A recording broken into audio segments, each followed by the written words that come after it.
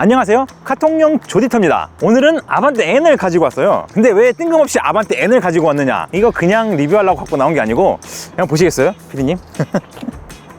여기 보면 이 플레이트 아래 아주 유명한 카 쉐어링 서비스 있죠, 쏘카. 며칠 전부터 서비스를 해가지고 지금 인터넷 커뮤니티가 엄청 핫한데, 과연 이게 쏘카로 아반떼 N이 나오면 지금 사람들이 차를 어떻게 썼을까, 이게 좀 궁금해서 저희도 한번 가지고 와봤습니다. 그럼 하나하나 살펴볼게요. 근데 이 쏘카에 아반떼 N이 왜 나왔냐, 이거 배경을 좀 궁금해하시는 분들이 많을 텐데, 올해가 현대차 N 브랜드 출범한 지 딱 8년이 되는 해더라고요. 그리고 얼마 전에 아시죠? 아이오닉 5 N이 나왔잖아요. 현대에서 요 N 브랜드를 좀 약간 대중화시키기 위해서 이제 쏘카랑 협업을 해가지고 아반떼 N을 500대 정도를 풀었다고 하더라고요. 그리고 더 충격적인 게 다음 주, 그러니까 10월 16일 이때쯤부터는 아이오닉 5 N도 무려 이 쏘카로 나온다는 거예요.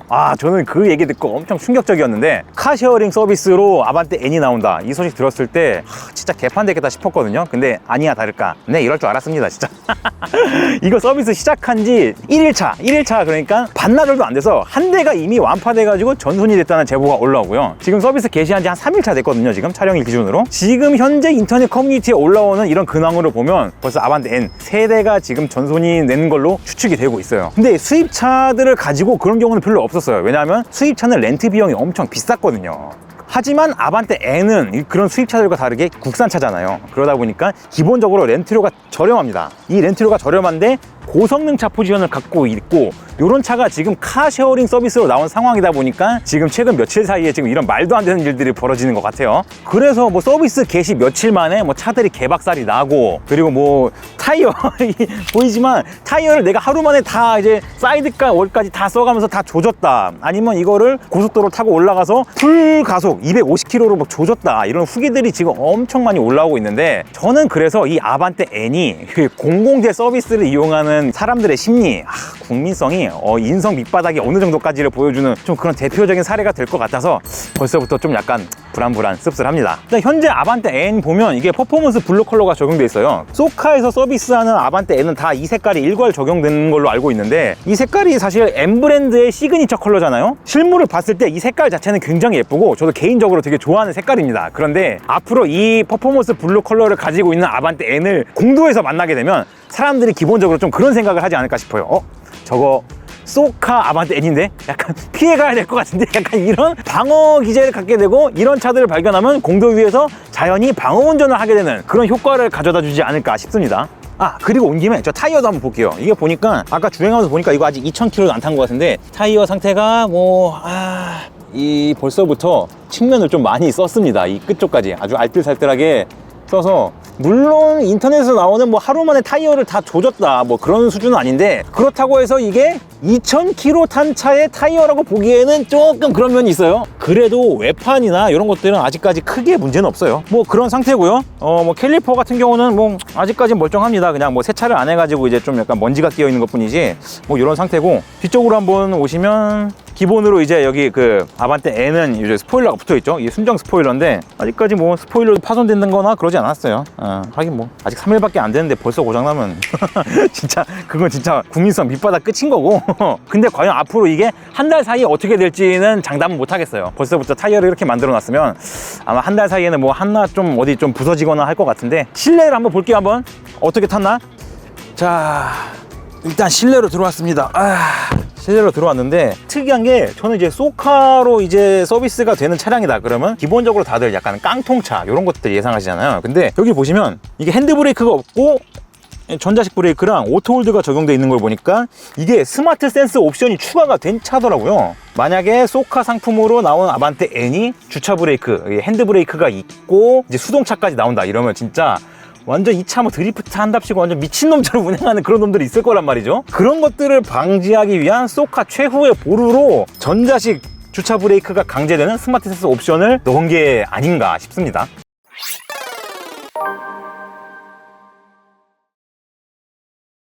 일단 출발하기 전에 지금 쏘카에 지금 아반떼 N이 얼마나 있는지 한번 현황을 살펴볼게요. 지금 일단 설정을 이 더 뉴 아반떼 N으로 해놓고 선택하기 눌러보면, 이 전국적으로 봤을 때는 이 수도권 쪽에 많이 몰려 있어요. 지금 서울이랑 경기, 인천 이쪽에 지금 50 플러스 된 거 보니까 되게 많은 숫자가 있는 것 같고, 그래서 이 쏘카를 빌릴 때 아반떼 N 대여 요금이 일단 찾아볼게요. 제가 4시간도 설정을 했고요. 본 경우 대여 요금이 7만 원이에요. 여기는 그 슈퍼딜이라고 써있는 데가 있는데 여기가 위례 쪽이에요. 위례 쪽에는 4시간 기준으로 56,000원이네요. 뭐 가격대가 지금 이렇게 형성이 되어 있습니다. 그리고 이 주행요금은 이게 킬로미터당 240원에서 260원 정도를 하고 있거든요. 이렇게 좀 뜨죠. 240원에서 260원 정도 하고, 그리고 아반떼 N 같은 경우 사고 났을 때 이 자차 처리하는 차량 손해 면책 상품, 요게 금액이 되게 비싸요. 일반 차량들 보면 이제 뭐 5만 원짜리도 있고 30만 원짜리, 70만 원짜리 이 정도 수준인데 아반떼 N은 자기 부담금이 50만 원이랑 100만 원짜리 이게 금액이 되게 높게 설정되어 있습니다. 그러니까 사고가 나도 내가 최소한 50만 원, 많게는 100만 원까지 부담을 해야 되는 거죠. 뭐 어쨌든 아반떼 N을 쏘카로 대여하는 데는 이 정도 비용이랑 이 정도 보험료가 들어가고요. 그러면 한번 슬슬 차를 타고 한번 나가 볼게요.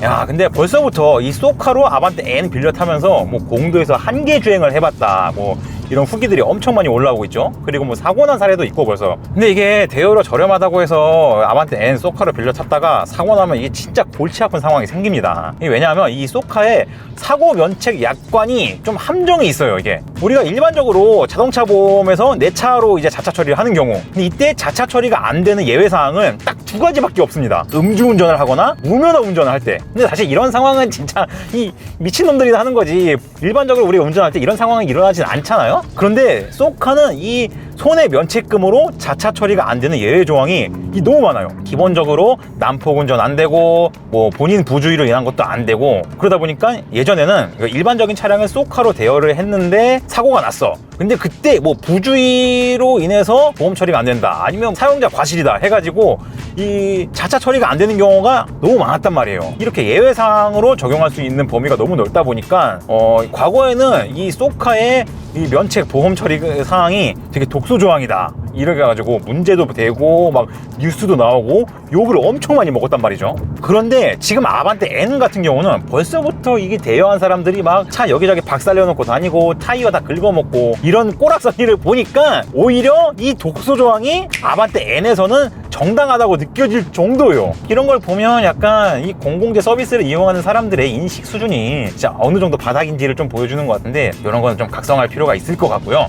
참고로 이 쏘카에서 면책 상품으로 자차 처리가 안 되는 케이스가 상당히 많아요. 뭐 있냐면 기본적으로 난폭 운전, 위협 운전, 뭐 보복 운전, 그리고 드리프트, 이거 진짜 절대 안 된다고 문서로 아예 그냥 딱 적어놨습니다, 얘네들이. 그리고 한 가지 또 애매한 게 요거예요. 불법행위, 뭐 부주의, 혹은 고의로 운행을 하면 사고가 날 수도 있다는 거를 인지하면서 그대로 운전을 했다가 뭐 사고가 날 경우, 이 경우도 면책 상품에 해당이 안 된다 라고 이게 적혀 있는데, 이게 굉장히 추상적인 표현이에요. 뭐 그러니까 한마디로 뭐 운전자가 잘못해서 뭐 조금이라도 과속을 했다거나 아니면 뭐 신호 위반을 본의 아니게 했다거나, 이것도 그냥 너네들이 과실로 잡아서 자차 처리 안 해주고 수리비를 청구할 수가 있다 이겁니다. 그러니까 결과적으로 아반떼 N을 쏘카로 빌려서 한번 조져봐야겠다, 뭐 이런 분들이 차를 빌렸다가 사고가 나잖아요. 거의 그러면 100이면 100 자차 처리 안 되고 못돼 쌩 자기 돈으로 보상을 해야 되는 그런 결말이 나올 겁니다. 이거 진짜 장담하는데. 근데 이렇게 되잖아요.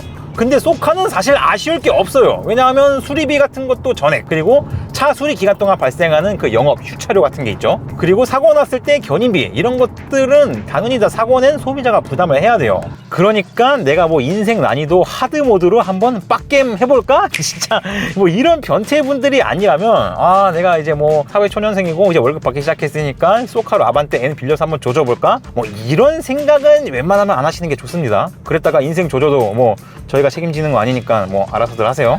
제가 이렇게 말하면 또 그런 분들 있을 거예요. 뭐 브레이크랑 타이어 팍팍 써가면서 한계 주행을 해도 뭐 결국 사고만 안 나면 괜찮지 않을까? 이런 분들이 있을 것 같은데, 근데 그 기업들이 이렇게 바보가 아닙니다. 쏘카도 이제 그런 사람들을 다 예상을 하고 있었어요. 그래서 앞으로 이 쏘카 차량에 IoT 기기를 부착할 예정이라고 하더라고요. 이 IoT 기기가 뭐냐? 그냥 이제 그 사물 인터넷인데, 이게 달리면서 운행 중 차량의 데이터를 상시로 수집을 해요.